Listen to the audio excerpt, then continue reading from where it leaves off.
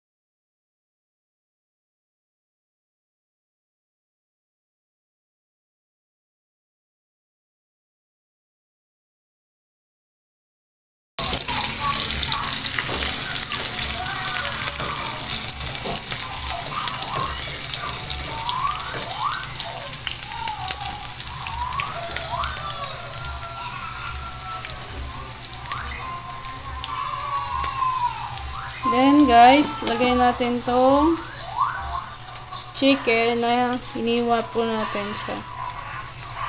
Yan pahaba. Siyempre guys, sinama ko na rin yung buto ng palasa.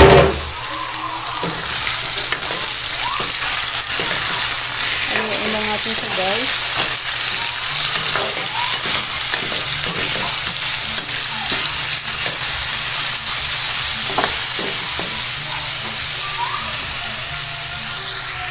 Then, hintayin po natin siyang mag-little brown. Ayan guys, little brown na siya. Lagyan po natin siya ng soya sauce. Guys.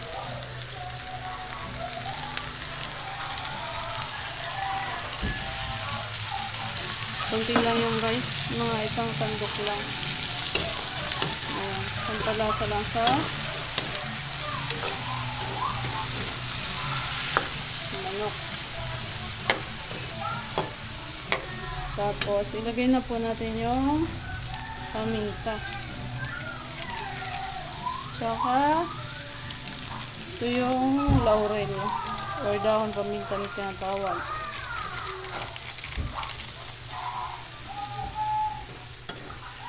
Then, lagay po natin yung corn.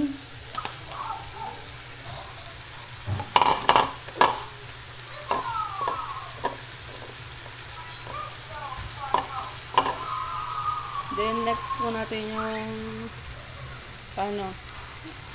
yung tangkay ng kangkong, tsaka yung sili na iniwan na natin guys. Pinagsama ko na siya guys.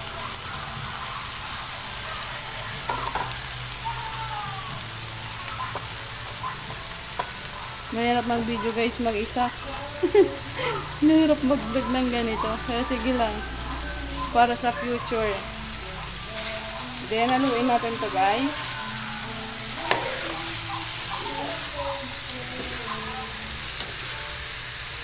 Haluin lang natin siya.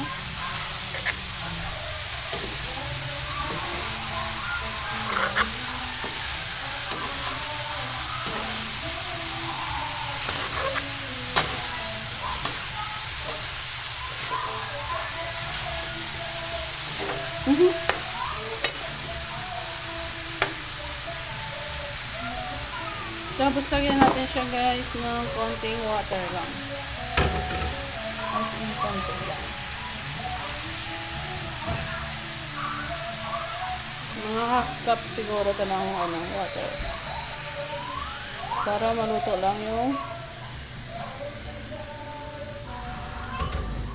what do you call this? The corn. Para maluto lang yung mais.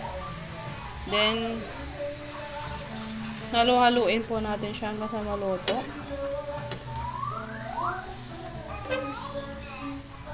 Halo lang ito ng halo, guys. Halo-haluin lang natin siya, guys, para mabalance yung luto niya. Kasi konti lang yung nilagay natin water. Konting water lang para panluto lang siya. Tsaka para lasang-lasa po yung chicken sa mga gulay natin.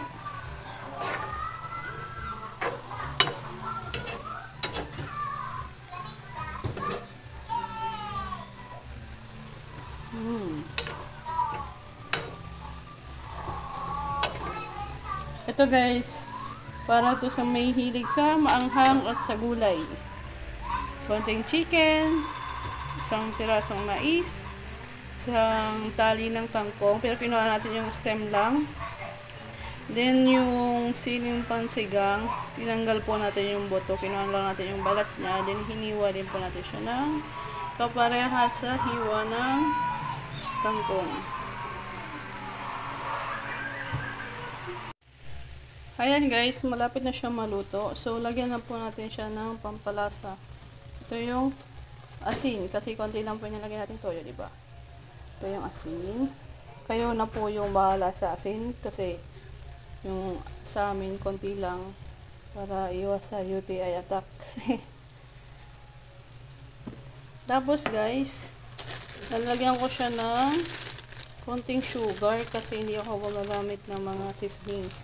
Sugar lang po ginagamit ko sa pampalasa ng konti. Konti lang siya, guys. Ayan. Then, haluin po natin siya ulit.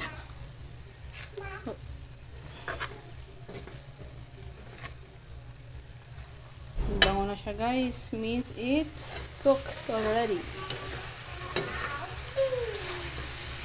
Lutuin lang natin yung asin. Halo-haloin. Then, ready to serve. Yun na po siya, guys. Salamat po sa patuloy na suporta sa aking channel. Huwag niyo pong kalimutan mag-like, comment, at sa mga di pa nakasubscribe, pa-subscribe na po. And thank you! God bless po sa inyong lahat. At shout out sa aking mga full supportive na friends. Kilala nyo na po kung sino kayo. Thank you so much. Bye-bye. It's my life.